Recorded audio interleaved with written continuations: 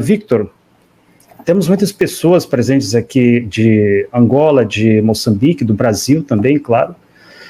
Você falou da era Gorbachev e nós sabemos que atualmente na Rússia os 2 seriados mais assistidos de dezembro para cá foram seriados que tratam dos anos 80. Seriados que, inclusive, eu acho extremamente importante que eles cheguem aqui ao Brasil. Um deles, Slova Patsana, Palavra de Rapaz, que se passa na época exatamente da perestroika, quer dizer, as consequências ali da perestroika do Gorbachev, e o seriado GDR, ou GDR, que em russo é a sigla para República Democrática Alemã, ou seja, Alemanha Oriental. Ele já é um seriado diferente, apesar de muito bem produzido, muito interessante. Eu assisti todos os episódios destes seriados, e eles tratam exatamente dos anos 80. Os anos 80 é que, para muitos, é a chave para que nós possamos compreender todos os acontecimentos agora do século XXI. A época de Gorbachev, da perestroika, a época em que, sobretudo, os líderes soviéticos confiaram nos líderes do Ocidente, da OTAN, dos Estados Unidos, eles confiaram. Eu estava vendo alguns documentos, há pelo menos 30 documentos que tratam das garantias dadas pelo Ocidente de que eles não iriam nenhuma polegada em direção ao leste, Nidyum na Vostok, caso Gorbachev acabasse com a União Soviética. E nós vimos no que deu os líderes soviéticos confiarem no Ocidente. Na sua opinião, a mentalidade dos líderes da Rússia hoje mudou? Os líderes ocidentais, eles podem ser confiados como um dia forem, principalmente nessa crise hoje entre a Rússia e a OTAN?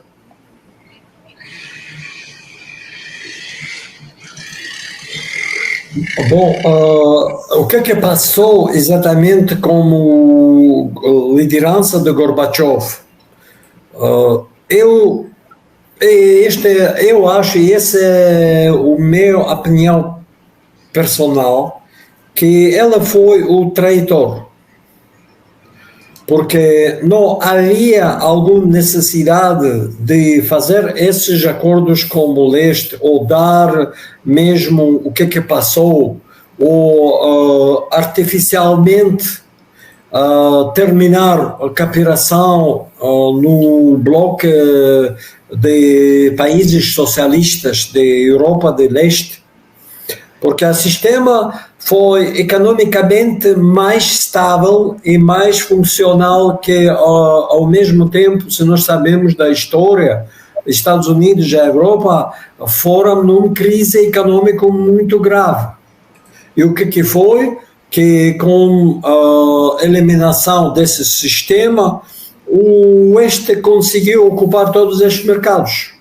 E assim saíram do seu crise econômico, por ser expansão, porque temos mais novos mercados onde que venderam todo a partir de produtos consumidores alimentares e pronto, e ao mesmo tempo nossas próprias empresas foram bem liquidados, destruídos, e de vez de fazer uma reforma, somente comprar uma nova tecnologia ou começar a reformar, em vez de destruir. Por isso, hoje em dia, nós todos bem compreendemos essas faltas, esses erros que cometemos.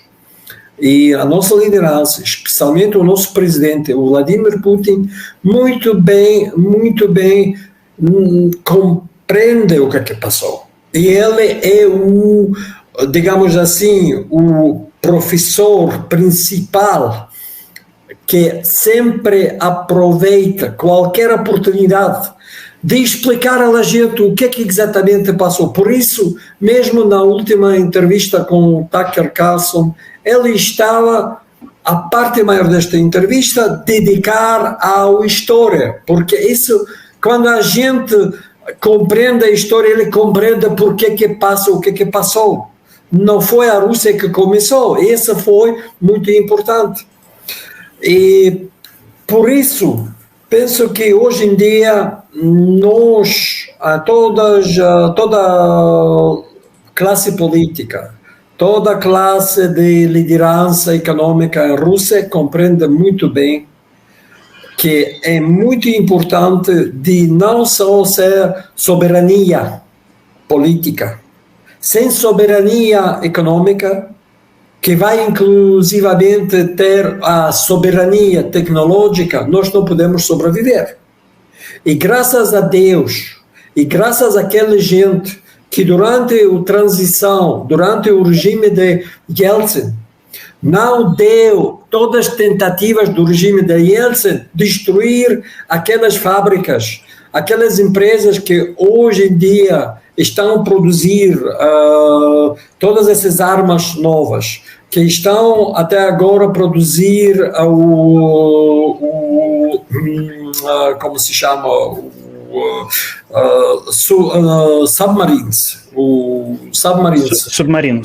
submarinos nucleares, porque só esse foi um milagre, como que aquelas empresas sobreviveram.